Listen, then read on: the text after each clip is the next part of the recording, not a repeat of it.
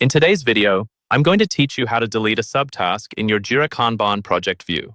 Let's start from your main Jira workspace.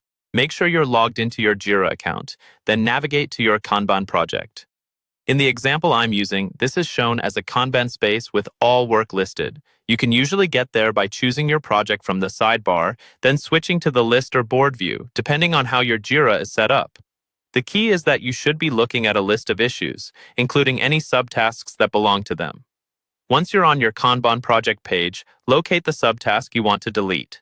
Subtasks in Jira are typically shown slightly indented under their parent task, often with a different icon to distinguish them from regular issues. Take a moment to confirm that you've selected the correct subtask because deleting it will remove it from your project. When you're sure, click directly on that subtask to open its details. This will bring up the subtask view, usually in a panel on the right or as a full page depending on your configuration. Here you can see all the information related to the subtask, such as its summary, description, status, and any custom fields your team uses. Next, we're going to use the highlight or search field that appears in this view. Click into the highlighted area where you can type. In many Jira setups, this is the quick action search or command bar that lets you find specific actions or fields faster. Start typing a relevant keyword that helps you navigate to the option you need. In this context, you'll be using it to quickly surface the delete action. As you type, Jira will suggest options below that input.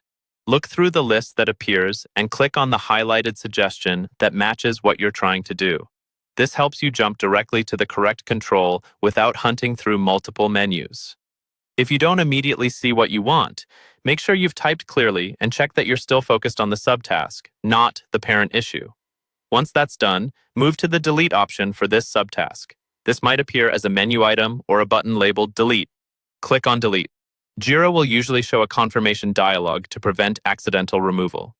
Read that message carefully, and if you're certain you want to remove this subtask and all of its data, confirm the deletion.